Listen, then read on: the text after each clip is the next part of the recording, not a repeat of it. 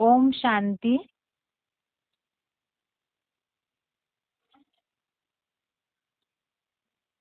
आज के गीता श्लोक क्लास में श्लोक नंबर है तीसरे अध्याय का 19 नंबर श्लोक, अध्याय 3, श्लोक नंबर 19। श्लोक है तस्मादसक्तः सततं कार्यं कर्म समाचर असक्तो ह्याचरन् कर्म परमाप्नोति पुरुषः। श्लोक दोबारा। तस्मादसक्तः सततं कार्यं कर्म समाचर असक्तो ह्याचरन् कर्म परमाप्नोति पुरुषः। श्लोक का संधि विच्छेद है तस्मात् असक्त सततं कार्यं कर्म समाचर। असक्तः हि आचरन् कर्म परम आपनोति पुरुषः। संधि विच्छेद दोबारा। तस्मात् असक्तः सततं कार्यं कर्म समाचर असक्तः हि आचरन् कर्म परम आपनोति पुरुषः। शब्दों का अर्थ है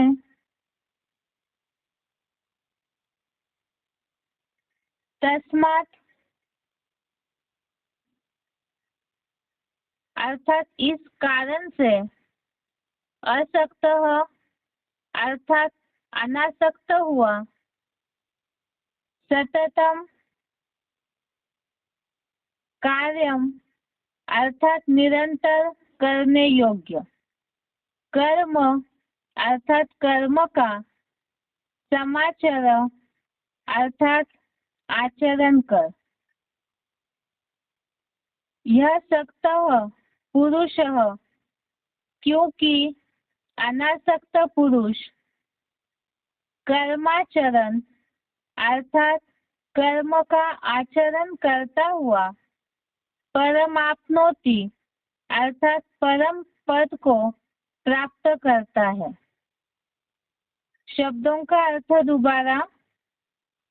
तस्मात् अर्थात इस कारण से, असक्तः अर्थात अनासक्त हुआ, सततम कार्यम निरंतर करने योग्य, कर्म अर्थात कर्म का, समाचर अर्थात आचरण कर। यह सक्तः पुरुषः अर्थात क्योंकि अनासक्त पुरुष कर्माचरण अर्थात कर्म का आचरण करता हुआ, परमाप्नोति अर्थात परम पद को प्राप्त करता है। श्लोक का अर्थ है इस कारण से अनासक्त हुआ, निरंतर करने योग्य कर्म का आचरण कर, क्योंकि अनासक्त पुरुष कर्म का आचरण करता हुआ परम पद को प्राप्त करता है। इस कारण से अनासक्त हुआ अर्थात जैसे श्लोकों में बात चल रही थी, अभी जो श्लोक चल रहे हैं इसमें 17वें श्लोक से लेकर 24वें श्लोक तक जो हमने कल हेडिंग देखा था कि भगवान और ज्ञानवान के लिए लोक संग्रह अर्थ अर्थात विश्व कल्याण हेतु जो लोगों का संगठन इकट्ठा होता है उसके अर्थ कर्मों की आवश्यकता। कल के श्लोक में हमने जैसे देखा आत्मिक स्थिति में या स्व स्थिति में जो टिक जाते हैं, एकाग्र हो जाते हैं और आत्मा के लिए ही, जैसे मुरलियों में शिव बाबा बोलते हैं पुरुषार्थ अर्थात ही आत्मा के अर्थ, देह के अर्थ कोई भी कार्य में उनकी बुद्धि नहीं लगेगी, स्वार्थ में बुद्धि नहीं लगेगी। जिन्होंने इस बात का महत्व समझा है, आत्मा अजर अमर अविनाशी है और आत्मा में ही जो प्रीति वाला आत्म तृप्त है, अर्थात आत्मिक स्थिति में ही जो सारे सुखों को देखते हैं और उसके कारण उनके मन में ये बात पक्की हो जाती है, गीता के संविधान अनुसार या शिव बाबा मुरलियों में जो बातें समझाते उस अनुसार, तो ऐसी जो आत्माएं हैं आत्मिक स्थिति में जो तृप्त है, उनके लिए कोई कार्य शेष नहीं रहता है, क्योंकि आत्मा तो बिंदी है और बिंदी को तो कोई स्वार्थ ही नहीं, ना ही कोई प्रकृति से बंधे हुए उनके कर्म रहते हैं। इसीलिए आत्मिक स्थिति स्वस्थिति ही स्वर्ग की अनुभूति कराने वाली है, तो उनके कार्य स्वतः ही हो जाते हैं। ये बात जिनके बुद्धि में बैठती है, उस कारण से अनासक्त हुआ, अर्थात देह को भूल करके देह के संबंधी, देह के पदार्थ, इन्हीं सब चीजों में आसक्ति होती है। आसक्ति अर्थात अटैचमेंट, लगाव या बुद्धि में बंधन अटका हुआ रहता है। इस कारण जैसी अवस्था अनुभव करनी चाहिए शांति की, वो अनुभव नहीं कर पाते, तो देह भान को भूल करके जो आत्मिक स्थिति का, स्वस्थिति का महत्व समझते हैं, उस कारण से अनासक्त हुआ, निरंतर करने योग्य कर्म का तो आचरण कर। तो तीसरे अध्याय में शुरुआत में ही जो बातें आई कि जो प्रकृति के गुणों के कारण बरबस कर्म करने पड़ते हैं, जो अनिवार्य कर्म है। अब यहाँ बात आ रही है कि यज्ञ कर्म की, अनिवार्य कर्मों के बाद जो भगवान ने अर्जुन को कर्मों का महत्व बताया कि यज्ञ कर्मों को कर, जिससे ही कल्याण की प्राप्ति होगी, और यज्ञ कर्मों में भी खास विश्व कल्याण यज्ञ कर्म में समाया हुआ है, तो ऐसा निरंतर करने योग्य कर्म तू आचरण कर, क्योंकि अनासक्त पुरुष कर्म का आचरण करता हुआ परम पद को प्राप्त करता है। ज्यादातर दुनिया में जितने भी लोग हैं, जैसे इसके पहले भी हमने श्लोकों में समझा, भगवान भी अर्जुन को बार बार गीता के श्लोकों में शांति की बात बता रहे, या तो परम पद की, कल्याण की बात जहाँ भी बता रहे हैं, तो इस अवस्था की, शांति की, विष्णु लोकीय परम पद की प्राप्ति, या तो अतीन्द्रिय सुख की कामनाएं, ये जो भी बातें बताई है, तो ये सबका अनुभव तभी हो सकता है जब अनासक्त होकर के कर्म करें। अब यहाँ ये तो सिंपल अर्थ हमने देखा, जो कि और भी जो गीता की किताबें भक्ति मार्गीय लोगों के द्वारा बनी हुई है, तो उसमें इस तरह की बातें बताई है। ज्यादातर जो गहरी बातें नहीं जानते हैं, तो यही समझते हैं, जिससे ही दुनिया में लोग सोचते हैं कि कर्म ही पूजा है।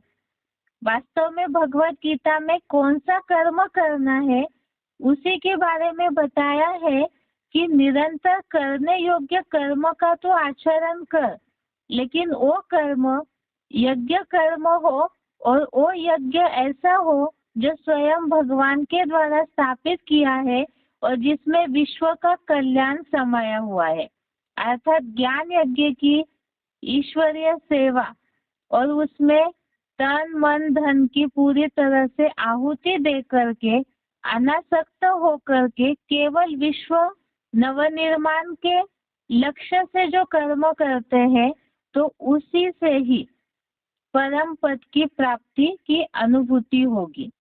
एक बार इसका क्लैरिफिकेशन सहित अर्थ देखते हैं। इस कारण से अनासक्त हुआ, निरंतर करने योग्य विश्व नवनिर्माण के लिए यज्ञ सेवा के श्रेष्ठ कर्म का तू आचरण कर, क्योंकि अनासक्त पुरुष अविनाशी रुद्र यज्ञार्थ सेवा कर्म का आचरण करता हुआ विष्णु लोकीय वैकुंठ के परम पद को प्राप्त करता है। इसमें जहाँ बात आई है निरंतर करने योग्य कर्म की, तो ब्रैकेट में ही क्लैरिफिकेशन में वो बात समझाई है कि विश्व नवनिर्माण के लिए यज्ञ सेवा का श्रेष्ठ कर्म का तो आचरण कर। अर्थात ही केवल अगर दैहिक सुख के लिए या केवल अपने तक ही सीमित कर्म को करना ही यदि श्रेष्ठ मानते हैं तो उसमें बंधन है, आसक्ति है, और देह के संबंधियों से रिलेटेड अगर कोई कर्म करते हैं तो वो कहीं ना कहीं आसक्ति परसेंटेजली उसमें रहती ही है। और विश्व नवनिर्माण का अर्थात ये दुनिया पुरानी है, कलयुगी दुनिया में जो बताया सब जगह अशांति अशांति है। और जैसे 18वें अध्याय के बहुत से श्लोकों में ये बात आई है कि जहाँ मनुष्य की बुद्धि तामसी हो जाती है तो वहाँ संकुचित हो जाती है। तो इसका मतलब ही वो आसक्ति है, संकुचित बुद्धि ही आसक्ति है। इसीलिए ही देह भान को भूल करके आत्मिक स्थिति में स्थित होकर के केवल नया विश्व बने, नई दुनिया बने, ऐसे शांति की दुनिया की स्थापना हेतु ही जो परमात्मा के द्वारा रचे हुए यज्ञ, ज्ञान यज्ञ की सेवा का कर्म जो करते हैं, और उसमें भी उसी के साथ साथ विश्व नवनिर्माण ही केवल लक्ष्य रख के जो अनासक्त होकर के कर्म करते हैं, तो ऐसों को ही विष्णु लोकीय वैकुंठ के परम पद की प्राप्ति होती है। इसी से रिलेटेड और भी श्लोक है। दूसरे अध्याय का 51 नंबर श्लोक हमने इसके पहले समझा है। अध्याय सेकंड श्लोक नंबर 51। इस श्लोक का भावार्थ देखते हैं। इसी से मिलता जुलता श्लोक का भावार्थ है, क्योंकि शिव बाबा से बुद्धि लगाने वाले ज्ञानी जन विश्व कल्याण के कर्म से उत्पन्न हुए फल को त्याग कर जन्म जरा मरणादिक बंधनों से विशेष रूप से मुक्त हुए पाप रहित अतीन्द्रिय सुख वाले कलातीत विष्णु लोकीय परम पद को वैकुंठ में प्राप्त करते हैं। जैसे 19 नंबर श्लोक में भी ये बात आई कि जो अनासक्त पुरुष यज्ञ सेवा का कर्म करते हैं वो विष्णु लोकीय वैकुंठ पद की प्राप्ति करते हैं। इस श्लोक में भी यही बात बताई कि केवल शिव बाबा से बुद्धि लगाने वाले, अर्थात इस दुनिया में जितने भी देह के संबंधी देह के पदार्थ है, देह भान है, तो इनमें आसक्ति है, और आसक्ति है अर्थात बंधन है, और बंधन है तो जिस तरह से जो प्राप्ति होनी चाहिए शांति की, विष्णु लोकीय स्वर्ग की जो अनुभूति होनी चाहिए वो अनुभूति नहीं हो सकती। इसलिए बताया इस श्लोक के भावार्थ में शिव बाबा से बुद्धि लगाने वाले ज्ञानी जन विश्व कल्याण के कर्म से उत्पन्न हुए फल को, इसके पहले भी हमने देखा यज्ञ सेवा तो करनी है, लेकिन आसक्ति को छोड़ करके यज्ञ सेवा करनी है। विश्व नवनिर्माण का जो कार्य करते हैं उससे भी जो फल प्राप्त होता है, अर्थात यज्ञ सेवा करते हैं, कईयों को ज्ञान सुनाने की सेवा करते हैं, या तो ईश्वरीय यज्ञ में अलग अलग प्रकार से तन की सेवा, कर्मणा की सेवा हो, धन की सेवा हो, अलग अलग प्रकार की जो भी मदद करते हैं ईश्वरीय कार्य में, तो उसके बाद उसके रिजल्ट में जो फल प्राप्त होता है, अर्थात इसे अगर सिंपल शब्दों में समझना है तो जैसे कोई बहुत तन की कर्मणा सेवा करते हैं यज्ञ में, तो उसके बाद यदि उनकी महिमा होती है, कोई अच्छी बातें बोल देते हैं, तो कई बार उसमें देहभान आ जाता है। और सेवा करने के बाद अगर किसी ने रिजल्ट में कुछ भी नहीं कहा तो मन मायूस हो जाता है। तो ऐसे जो फल है, विश्व नवनिर्माण का कार्य करना है, यज्ञ सेवा का कर्म करना है, लेकिन आसक्ति छोड़ करके, उसके फल की प्राप्ति की इच्छा छोड़ करके जो कर्म करते हैं, तो ऐसे परम पद या विष्णु लोकीय जो वैकुंठ की प्राप्ति है उसे करते हैं। इसके साथ साथ और भी इस श्लोक से रिलेटेड और श्लोक है, उसे भी देखते हैं।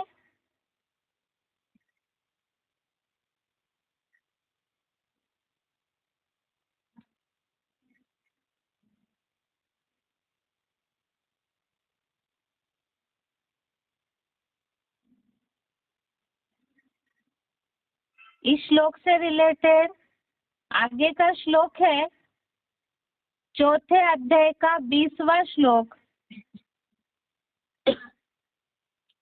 चौथे अध्याय का 20वां श्लोक, अध्याय 4, श्लोक नंबर 20। ये श्लोक में बात आई है, शिव बाबा सिवाय किसी के आश्रयहीन कर्म फल की आसक्ति त्याग कर सदा संतुष्ट हुआ वह सहज योगी सांसारिक कर्मों में अच्छी तरह लगा रहने पर भी कुछ भी नहीं करता। यहाँ भी यही बात आई, शिव बाबा जो है वो तो जन्म मरण के चक्र में नहीं आते, और ऐसे परमात्मा से, ईश्वर से, जिन्हें इस दुनिया में किसी से भी आसक्ति ही नहीं है, ऐसे भगवान के से बुद्धियोग लगाने के सिवाय, उनके सिवाय और किसी पे भी आसक्ति न रहे। आश्रय अर्थात ही आसक्ति, तो ऐसे आश्रयहीन होकर के कर्म फल की आसक्ति त्याग करके अच्छी तरह से कर्मों में लगा रहने पर भी कुछ भी नहीं करता है। अर्थात केवल विश्व कल्याण यही उनकी सेवा का लक्ष्य होगा, और आसक्ति त्याग कर सदा संतुष्ट हुआ। जैसे हमने पहले श्लोक में भी देखा, आत्मा में ही जो संतुष्ट है, आत्मा में ही तृप्त है।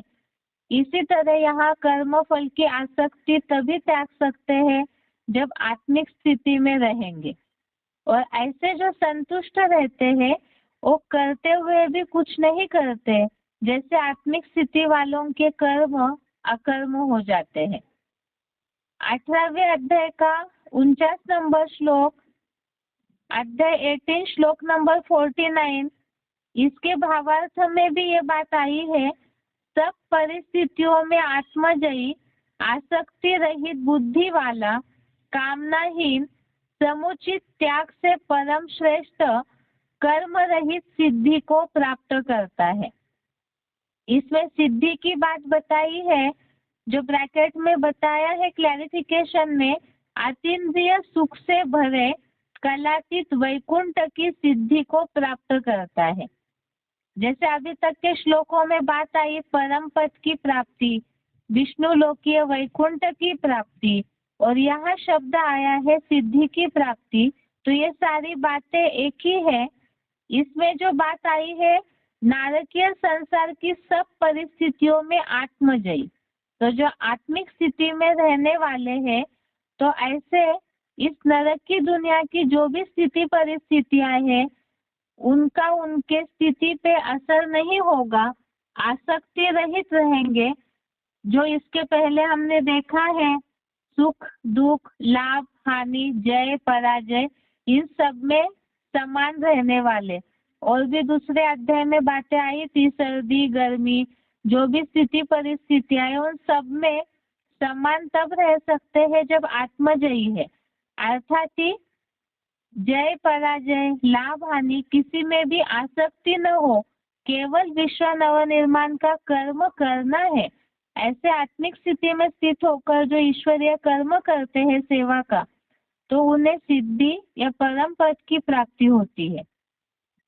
इसके साथ चौथे अध्याय का 22वां श्लोक, अध्याय 4 श्लोक नंबर 22, इसमें भी यह बात आई है, संयोगवश जो मिले न मिले ऐसी प्राप्ति से संतुष्ट रहने वाला अर्थात ही अनासक्त। गीता में अभी तक ज्यादातर सभी इस बात को जानते हैं, गीता का भगवान ने अर्जुन को गीता बताने का खास उद्देश्य है नष्टो मोहा स्मृति लब्धा, और उन्हीं बातों को भगवान ने अलग अलग स्थिति परिस्थितियों में कैसे रहना चाहिए इसे ही अलग अलग शब्दों में अलग अलग भाव में परिस्थितियों के साथ बताया है। जैसे इस श्लोक में बात आई है, संयोगवश जो मिले न मिले ऐसी प्राप्ति से संतुष्ट रहने वाला सुख दुख आदि द्वंद्वों से परे। अब आसक्ति है तो लाभ हानि में कहीं ना कहीं स्थिति ऊपर नीचे होगी, सुख दुख में भी कहीं ना कहीं स्थिति ऊपर नीचे होगी। और जो अनासक्त होकर के केवल कर्म करना है विश्व नवनिर्माण का, ऐसे कर्म में जो लगे रहते हैं आत्मिक स्थिति में स्थित आत्मा बिंदु है। जैसे परम धाम में आत्मा बिंदु है तो उसके ऊपर कोई भी बातों का असर ही नहीं होता है और बिल्कुल निसंकल्पी स्टेज में रहती है आत्मा। तो यहाँ शिव बाबा भी यही पुरुषार्थ सिखा रहे हैं कि देह में रहते हुए भी, शरीर में रहते हुए भी आत्मा इतनी डिटैच अवस्था का अनुभव करे कि सारी बातों का प्राप्ति अप्राप्ति सुख दुख ये सारी बातें तो देह से संबंधित है और देह भानी नहीं रहेगा तो इससे परे हो जाएंगे अर्थात ही अनासक्त। ऐसे ही ईर्ष्याहीन और पूर्वकृत अपने ही किए कर्मों की सफलता असफलता में समानता करके आत्मस्थ हुआ बंधन में नहीं पड़ता, आत्मा में स्थिर हुआ कोई भी प्रकार के बंधन में नहीं पड़ता। तो सारी बातें एक ही है। भगवान ने अर्जुन गृहस्थी थे तो गृहस्थी अर्जुन को इस बात की शिक्षा दी है। ज्यादातर ऐसे होता है गृहस्थ व्यवहार में रहते हुए जो भी पुरुषार्थ कर रहे हैं अपने घर गृहस्थ में रहते हुए, या तो ये जो विश्व है इतना बड़ा कलयुगी संसार है, इस संसार में रहते हुए इन स्थिति परिस्थितियों का सामना करते हुए भी अनासक्त स्टेज तभी अनुभव होगी जिसके लिए मुरलियों में शिव बाबा बार बार बताते हैं कि आत्मिक स्थिति का प्रैक्टिस कूट कूट के करनी चाहिए। जब लगातार आत्मा बिंदु में ही मन बुद्धि स्थिर रहेगी तो ये जो भी बातें हैं सफलता असफलता सुख दुख लाभ हानि सारी जो भी बातें हैं जिनमें कहीं ना कहीं बुद्धि खींच जाती है, आसक्ति अर्थात इन सब बातों में से खुशी हुई सुख मिला तो भी आसक्ति है, कहीं ना कहीं बुद्धि उन संकल्पों में अटक जाती है, दुख हुआ असफलता मिली तो भी बुद्धि कहीं ना कहीं वहां संकल्पों में अटक जाती है, संकल्प उसमें चलने लगते हैं अर्थात ही आसक्ति है। इसीलिए ही इन सब बातों से परे होने के लिए बोला है। जैसे दूसरे अध्याय में भी हमने श्लोक देखा था जो भगवान ने अर्जुन को बोला, इन सब बातों से परे सत्व गुण में आत्म बिंदु में स्थिर हो जा। तो ऐसी जहाँ स्थिति हो जाएगी तो बंधन में नहीं फंसेंगे, परम पद की अनुभूति होगी विष्णु लोक की और साथ में सिद्धि की प्राप्ति भी होगी। यह आज के श्लोक का अर्थ है। इसके साथ साथ उच्चारण सुनते हैं, उसके बाद इस श्लोक से related selected point.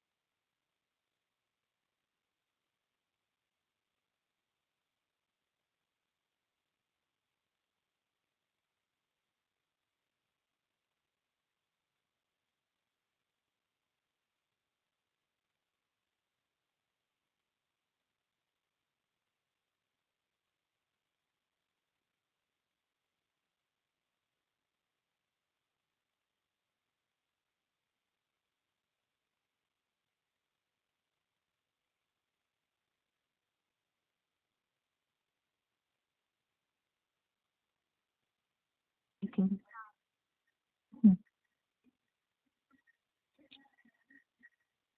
Network problem के कारण श्लोक का उच्चारण नहीं सुनाई दे रहा था, इसलिए आगे सिलेक्टेड पॉइंट देखते हैं इस श्लोक से रिलेटेड। सिलेक्टेड पॉइंट का नंबर है 24, सिलेक्टेड पॉइंट का नंबर है 24।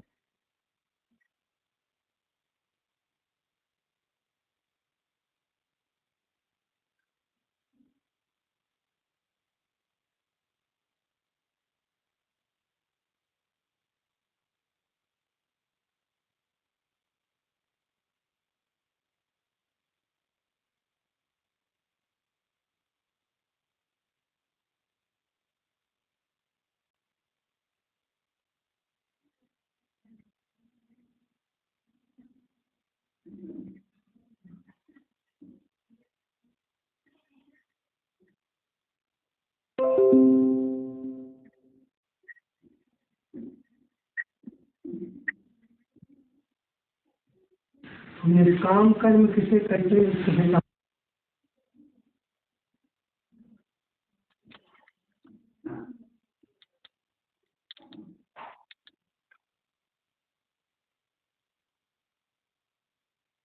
निष्काम कर्म किसे कहते हैं? निष्काम कर्म करने का मतलब जो भी श्रीमत के अनुकूल है वो कर्म करते जाओ, करते जाओ। ये नहीं देखना है कि इसका रिजल्ट हमको मिल रहा है, नहीं मिल रहा है, क्यों नहीं मिल रहा है, क्यों? क्योंकि हम अपने भाग्य को जानते नहीं है कि पिछले जन्मों में हमने किस तीव्र गति से या धीमी गति से कर्म किए। इसलिए निश्चिंत होकर के दृढ़ता पूर्वक, निश्चय पूर्वक अपने कर्म करते जाएं। आशा न रखें कि अब हमारे कर्मों का प्रत्यक्ष फल हमको क्यों नहीं मिल रहा है। कब मिलेगा? जब नई दुनिया बनेगी तो उसका रिजल्ट हमको हमारे कर्मों को जरूर मिलेगा। ये है निष्काम कर्म। बाकी ऐसे नहीं है कि जो भी कर्म करें उसमें इच्छा ही नहीं रखें। नहीं, हमें तो बाबा ने निष्काम कर्म की व्याख्या बताई है। बाबा हमको बताते हैं कि तुमको स्वर्ग में जाना है, अच्छे कर्म करेंगे तब स्वर्ग में जाएंगे, श्रीमत के अनुकूल कर्म करेंगे तब स्वर्ग में जाएंगे, या मनमत और मनुष्यों की मन पर करेंगे तो स्वर्ग में जाएंगे। श्रीमत पर अगर हम कर्म करेंगे से वो पाठधारी संसार में प्रैक्टिकल में आया हुआ है, उसके अनुसार जैसे कहे वैसे कर्म करेंगे तो हम जरूर स्वर्ग में जाएंगे। ऐसा पक्का निश्चय है, बुद्धि धारण करके चलना जीवन में। ये नहीं कि हमने इतने लंबे समय तक हमने अच्छा कर्म किए, हमने श्रीमत के खिलाफ काम तो किया नहीं, लेकिन फिर हमको रिजल्ट क्यों नहीं मिल रहा है? अगर रिजल्ट मिलने की आशा अभी रखते हैं, इसका मतलब हम निष्काम कर्म नहीं कर रहे, और यही दुख का कारण बन जाता है। अच्छा कर्म करते जाओ, करते जाओ, करते जाओ, श्रीमत के अनुकूल चलते जाओ, फल की आशा नहीं रखनी है। क्यों नहीं मिल रहा है? क्योंकि हमें बाप ने बताया है कि जो भी तुम अच्छे कर्म करते हो उसका फल कहाँ मिलेगा? अगले जन्म में मिलेगा या यही लेना है? भविष्य 21 जन्म में लेना है। यहाँ हर एक कर्म का फल नहीं ढूंढना है कि हमको क्यों नहीं मिलता है।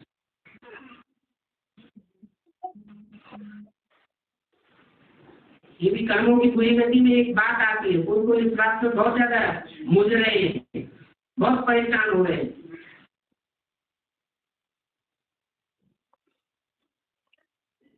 अभी जैसे सिलेक्टेड पॉइंट सुना हमने, जो शिव बाबा ने बोला है निष्काम कर्म के लिए कि श्रीमत अनुसार केवल कर्म करते जाना है, उसके रिजल्ट की अपेक्षा नहीं रखनी है। ज्यादातर ऐसे होता है, जो कलयुगी शूटिंग चल रही है, पुरुषार्थियों की जो युद्ध की स्थिति, परीक्षाओं का समय चल रहा है, इसमें बहुत ज्यादा उलझने मन में आती है, मूंझ जाते हैं बहुत लोग, या तो अपसेट हो जाते हैं, अवस्था खराब हो जाती है। इसलिए क्योंकि कर्म करते ही हम उसके रिजल्ट की अपेक्षा रखते हैं। तो यहाँ रिजल्ट की अपेक्षा अर्थात ही उसके लिए ही अनासक्त होना जरूरी है, क्योंकि गीता का खास कर्म का उद्देश्य ही है हर प्रकार के कर्म से उत्पन्न हुए फल को त्यागना। चाहे लौकिक दुनिया में भी हम कर्म कर रहे हैं, वैसे तो भगवत गीता में खास विश्व नवनिर्माण का जो यज्ञ सेवा का कर्म है उससे अनासक्त होने बोला है। और साथ में ही इसके पहले शुरू में जो हमने श्लोक देखे, जो अनिवार्य कर्म करते हैं लौकिक जीवन में, उससे भी उसके रिजल्ट से, फल से अपेक्षा न रख करके, फल की अपेक्षा अर्थात ही आसक्ति, और आसक्ति अर्थात बंधन, तो उससे भी अनासक्त होना है।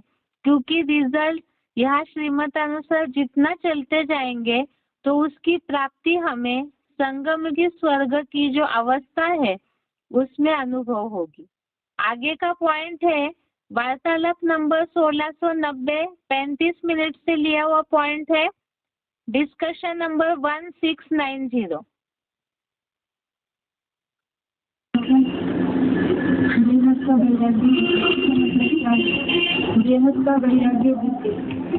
बेहद का वैराग्य वृत्ति क्या है? इच्छा मात्रम अविद्या। क्या क्या हुई? कोई भी इच्छा नहीं करनी है इस संसार की।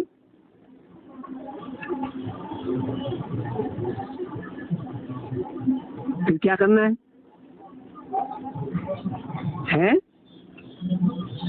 क्या करना है? अरे कुछ करना है कि निठल्ले होके बैठना है? अरे हम जो हैं वो ही करना है। हम सदा काल क्या है? आत्मा है। तो जो सदा काल है उसी स्थिति में टिके रहना है। हम हैं ज्योति बिंदु आत्मा, इसकी संतान है परम पिता परमात्मा शिव की संतान है।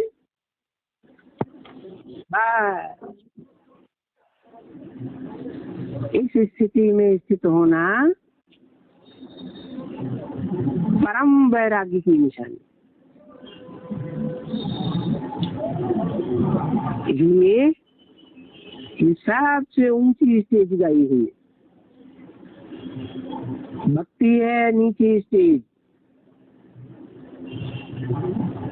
ज्ञान है, भक्ति से ऊंची स्टेज, और भक्ति से भी ऊंचा क्या है?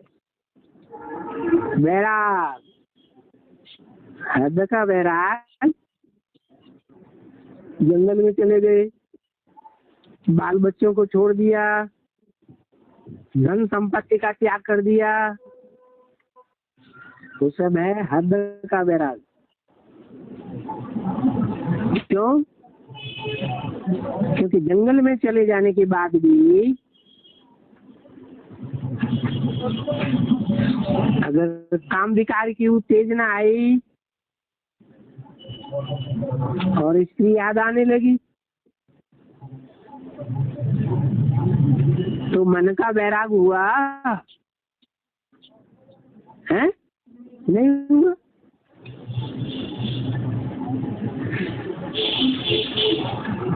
स्थूल 10 इंद्रियों का वैराग कर लिया।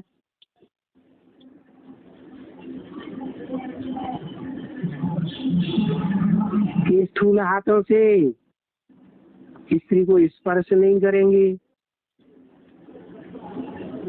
आंखों से स्त्री का रूप नहीं देखेंगे, कानों से स्त्री की मधुर मधुर वाणी नहीं सुनेंगे,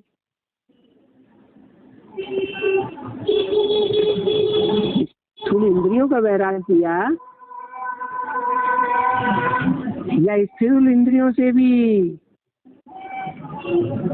जो ज्यादा पावरफुल है मन का वैराग भी किया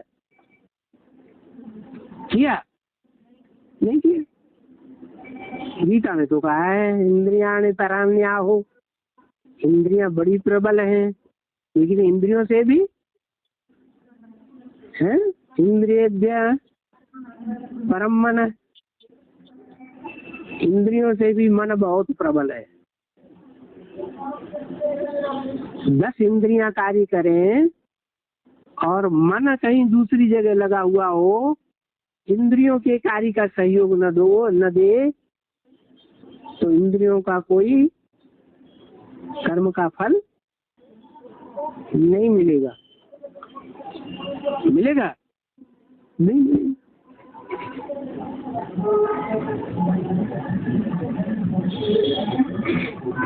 तो श्रेष्ठ से श्रेष्ठ संन्यास है मन बुद्धि का।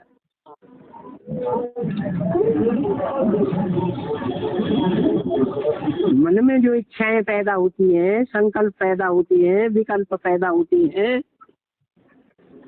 उन सबका त्याग होने लगे, त्याग हो जाए, ये है परम वैराग्य, असली वैराग्य। विराग, राग माने प्यार, वि माने विपरीत। क्या? राग से विपरीत वैराग।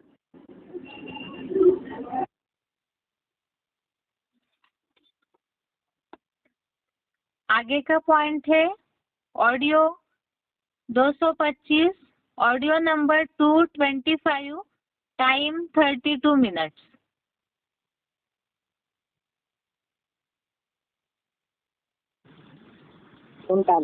फिर बाबा ने कहा नथिंग तो होना है, लेकिन इसके लिए बड़े वैराग और त्याग की दरकार है।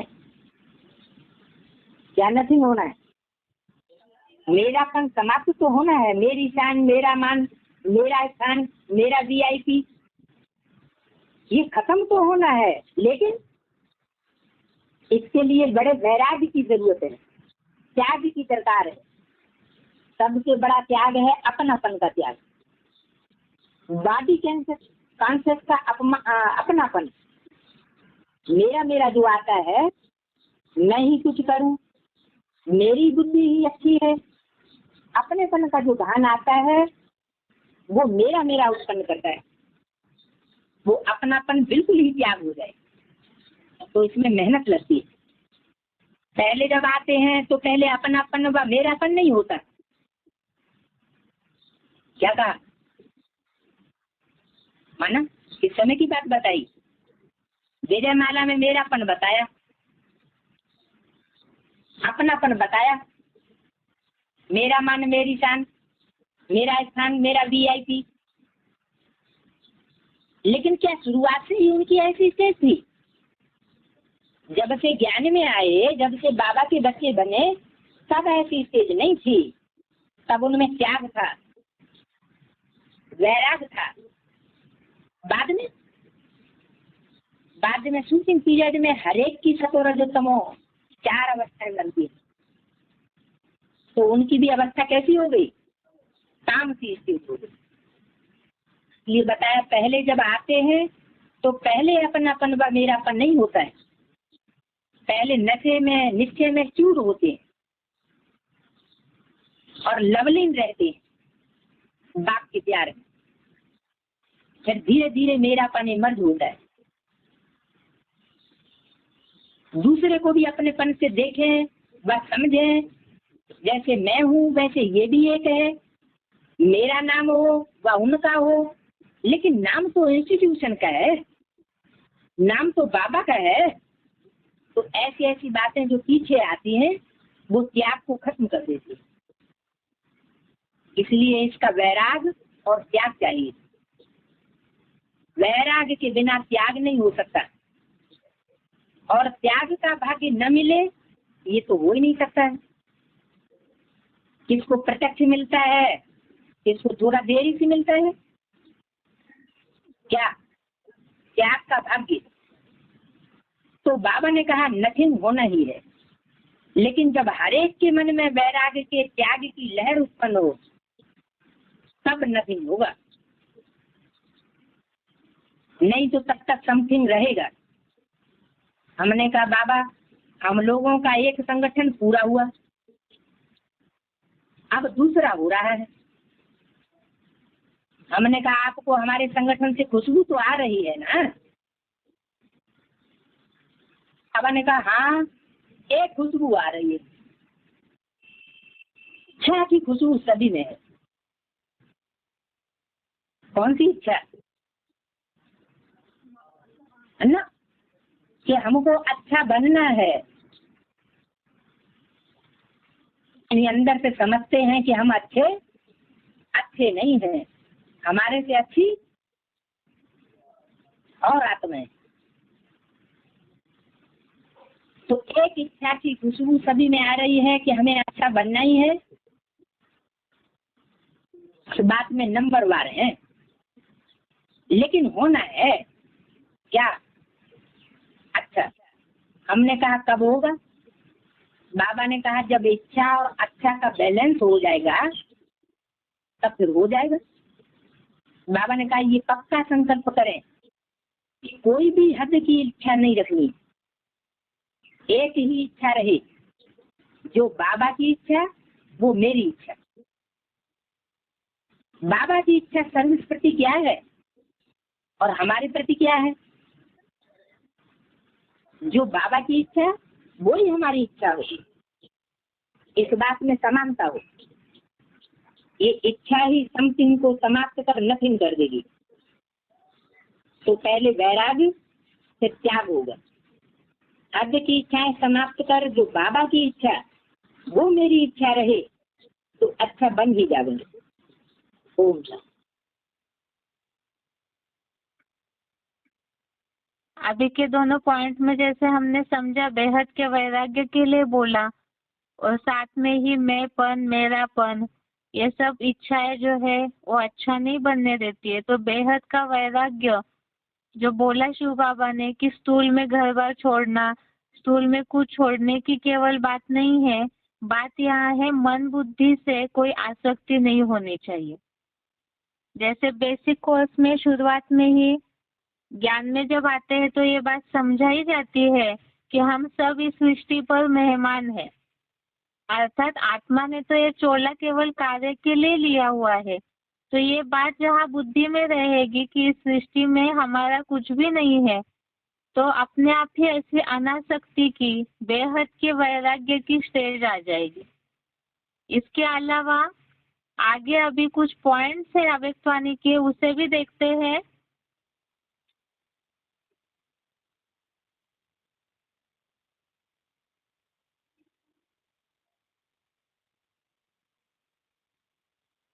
आगे इसके VCD का एक पॉइंट है, VCD नंबर 780, VCD नंबर 780।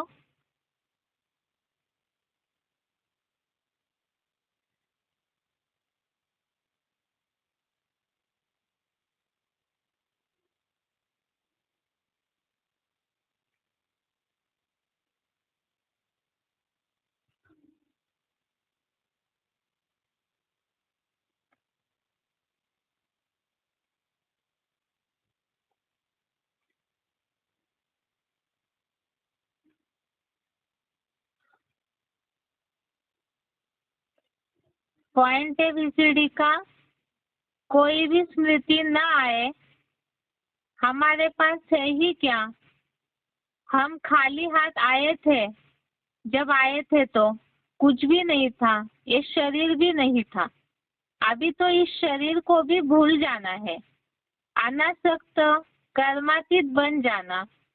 कब बनते हैं कर्मातीत?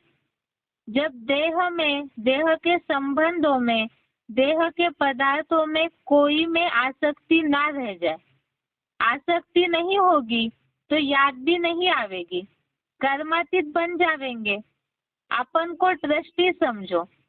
बाप कहते हैं भल घूमो फिरो, बाकी फालतू खर्चा ना करो, जो भी खर्च करना है, तन लगाना है, धन की ताकत लगानी है, विश्व कल्याण में लगाओ। मनुष्य दान बहुत करते हैं ना, एक बार दोबारा VCD नंबर 780, VCD नंबर 780। कोई भी स्मृति ना आए। हमारे पास है ही क्या? हम खाली हाथ आए थे। हम खाली हाथ आए थे जब आए थे तो कुछ भी नहीं था। ये शरीर भी नहीं था। अभी तो इस शरीर को भी भूल जाना है। अनासक्त कर्मातीत बन जाना। कर्मातीत बनते हैं। कब बनते हैं कर्मातीत? जब देह में, देह के संबंधों में, देह के पदार्थों में कोई में आसक्ति ना रह जाए। आसक्ति नहीं होगी तो याद भी नहीं आवेगी। कर्मातीत बन जावेंगे। अपन को ट्रस्टी समझो। बाप कहते हैं भल घूमो फिरो, बाकी फालतू खर्चा न करो। जो भी खर्च करना है, तन लगाना है, धन की ताकत लगानी है, विश्व कल्याण में लगाओ। मनुष्य दान बहुत करते हैं ना। जैसे इस पॉइंट में बताया अनासक्ति की परिभाषा कि कुछ भी स्मृति न आए। अर्थात अभी के जो सिलेक्टेड पॉइंट्स में भी हमने समझा था कि मन बुद्धि से ही सब कुछ त्यागना है। भले इंद्रियों से जो अनिवार्य कर्म है वो कर रहे, लेकिन मन बुद्धि की आसक्ति कहीं भी न रहे तो उस कर्म का रिजल्ट नहीं निकलता है। इसके बाद आगे अव्यक्तवाणी के पॉइंट्स हैं।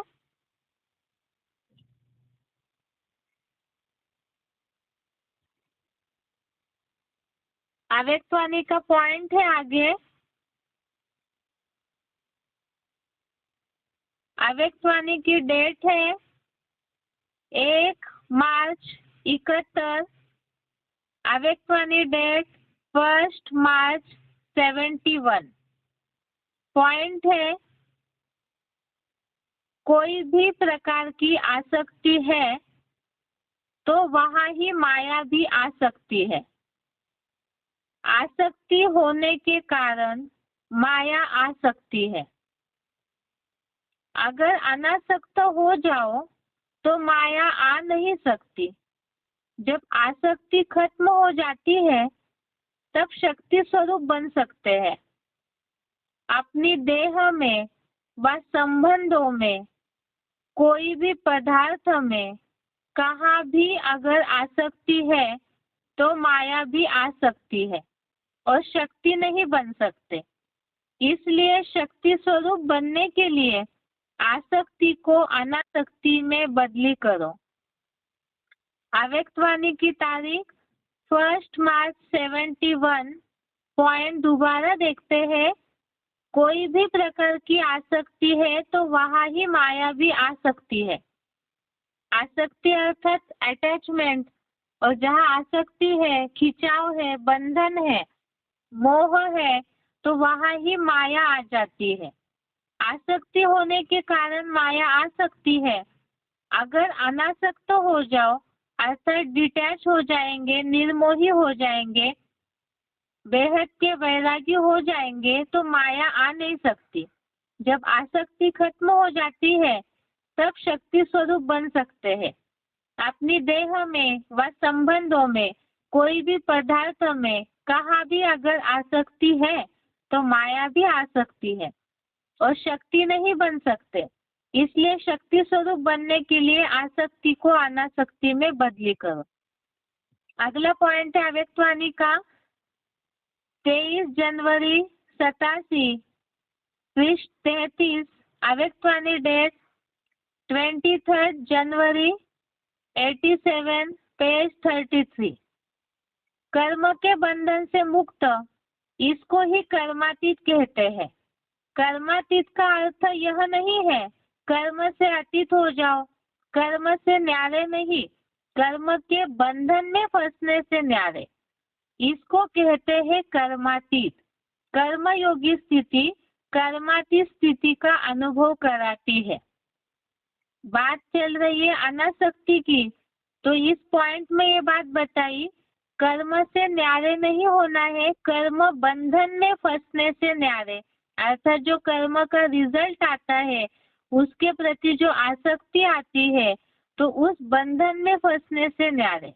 पॉइंट दोबारा, कर्म के बंधन से मुक्त, इसको ही कर्मातीत कहते हैं। कर्मातीत का अर्थ यह नहीं है कर्म से अतीत हो जाओ, कर्म से न्यारे नहीं, कर्म के बंधन में फंसने से न्यारे, इसको कहते हैं कर्मातीत। कर्मयोगी स्थिति कर्मातीत स्थिति का अनुभव कराती है।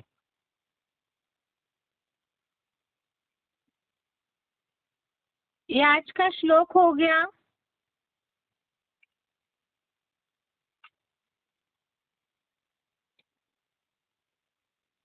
इसके अलावा केवल 5 मिनट के लिए बेसिक कोर्स का टॉपिक देखते हैं। कल जैसे हमने समझा था रिवीजन के, इसमें सृष्टि की आयु लाखों वर्ष नहीं हो सकती है। जैसे मनुष्य 84 लाख जन्म नहीं लेते, उसे प्रूव किया, वैसे ही सृष्टि की आयु लाखों वर्ष भी नहीं हो सकती, क्योंकि लाख जन्म की मान्यता सिद्ध हो गई कि लाख जन्म नहीं होते, तो उस अनुसार सृष्टि की आयु भी लाखों वर्ष नहीं हो सकती। दूसरी बात, शास्त्रकारों ने जो दिव्य वर्ष की बातें, अर्थात इस सतयुगी या देवताओं का जो समय है, दिन या वर्ष लंबा दिखा दिया दिव्य वर्ष के नाम से, तो वास्तव में देवताएं कोई अलग लोक के वासी नहीं है। इसे हमने श्लोकों के आधार से समझा है। देवता और असुर और इसी सृष्टि के वासी है, अर्थात जब दिव्य गुण बढ़ जाते हैं तो देवता बनते हैं, और आसुरी गुण बढ़ने पर मनुष्य ही असुर बनते हैं। तो ये दोनों भी इसी सृष्टि की बातें हैं। इसके साथ साथ ही जब ये सिद्ध हो गया देवता असुर इसी पृथ्वी के वासी है, तो इसी पृथ्वी का ही जो समय है, जो काल चक्र है, दिन रात है, उसका समय तो ढूंढा हुआ ही है। इसका मतलब दिव्य वर्ष के रूप में जो देवताओं का दिन लंबा दिखाया है, वो बात भी गलत सिद्ध हो जाती है। अभी अगली बात है, कलयुग की आयु शास्त्रों में एक तरफ तो 1200 वर्ष बताई जाती है, दूसरी तरफ जो पिछली बार हमने हरिवंश पुराण का एक उल्लेख देखा था, जिसमें ये बात आई है, तथा वर्ष सहस्रम तु वर्षाणाम द्वेषते तथा संध्या सह संख्यातम क्रूरम कलियुगम स्मृतम।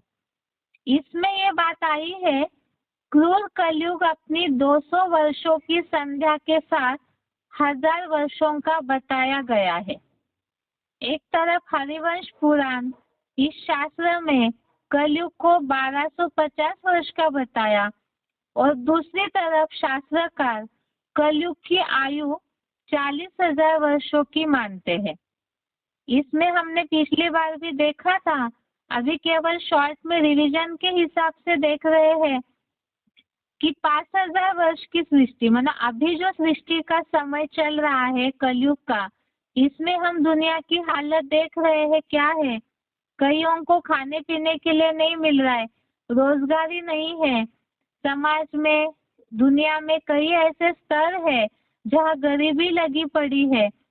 तो ऐसी हालत अभी है, जबकि अगर ईस्वी सन के हिसाब से देखेंगे, जो संवत या क्राइस्ट का संवत ईस्वी सन के हिसाब से जो गिनती है, तो अभी 21वीं सदी चल रही है। तो इसका मतलब इसके पहले की जो गिनती नहीं है, उस समय भी अगर कैलकुलेशन करते हैं, तो अभी ही समाज की साइंस इतना बढ़ने पर ये हालत है। तो 40,000 वर्षों के लंबे समय में मनुष्य का हाल क्या हो जाएगा। दूसरी बात है, पुरखों के समय से ही, काफी लंबे समय से, जब से हजारों साल पहले से ऋषि मुनियों ने, साधु संतों ने शास्त्र लिखना, शास्त्र पढ़ना, उनका इंटरप्रिटेशन चालू किया, तब से ही 40,000 वर्ष का ही कलयुग बोल रहे। जब समय आगे बढ़ता जा रहा है, 100-200 वर्ष बीत गए, 400-500 वर्ष आगे आया समय, तो 40,000 वर्ष की गिनती में कुछ तो साल कम करने चाहिए। लेकिन वो कम करते नहीं है।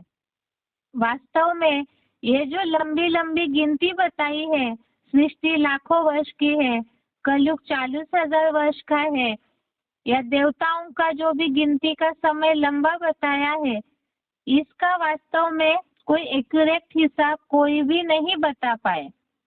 इसीलिए ही जैसे 84 लाख योनियों की सच्चाई समझी कि कोई हिसाब ही न पूछे, इसलिए लाखों की गिनती में डाल दिया, इसी तरह से शास्त्रों में सृष्टि की आयु को भी हिसाब न पूछे, इसलिए इस तरह लंबी गिनती में कर दिया।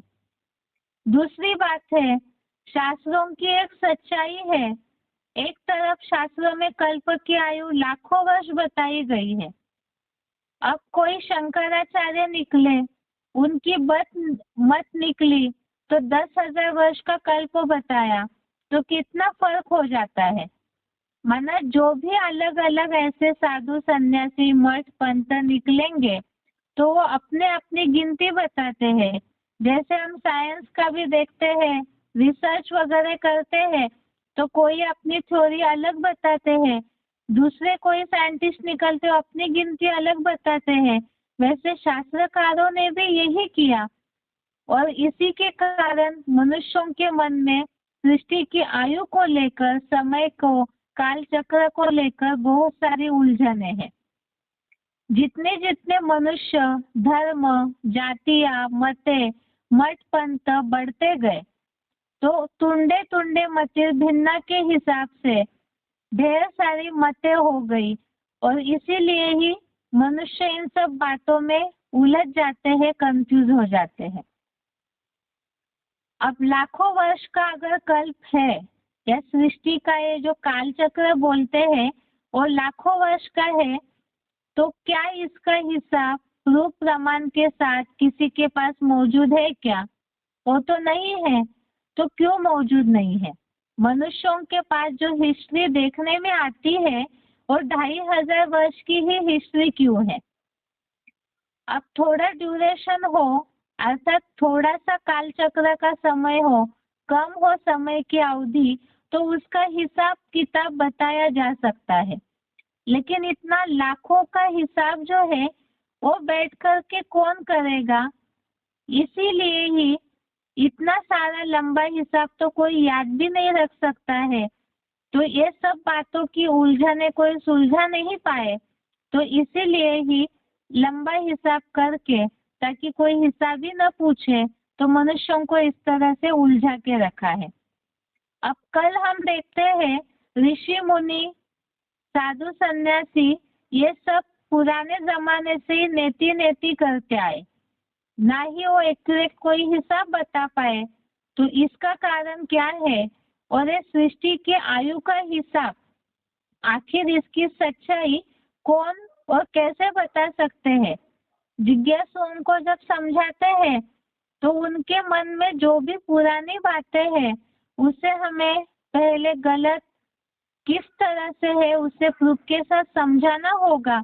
उसके बाद ही भगवान जो आकर के असलियत या सच्चाई बताते हैं वो जल्दी जिज्ञासुओं को स्वीकार होगी।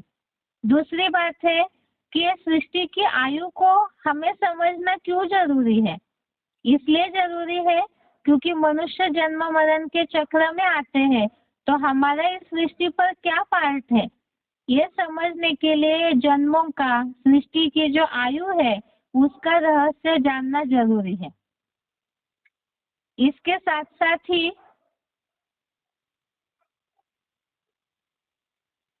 आज का गीता श्लोक क्लास पूरा करते हैं, लेकिन इसके पहले एक अनाउंसमेंट है। जो भी भाई माउंट आबू सेवा में जाने के इच्छुक है या जिनके पास फ्री समय है, तो वो अपना नाम विजय विहार दिल्ली का जो जनरल फोन है 98 वाला, उस पर या तो जो अपने नजदीकी मिनी मधुबन है वहां पर अपना नाम बताए और आप अपनी समस्याएं या तो अपनी जो पर्सनल घर की स्थिति वो भी बताए, उस हिसाब से आपको बताया जाएगा। सूचना दोबारा माउंट आबू सेवा में भाइयों की आवश्यकता है, तो जो भी भाई सेवा में जाने की इच्छुक है, विजय विहार दिल्ली का जो जनरल फोन नंबर है 98 वाला, या तो अपने जो नजदीकी मधुबन है वहां पर अपना नाम नोट कराएं। इसके साथ आज का गीता श्लोक क्लास पूरा करते हैं। ओम शांति।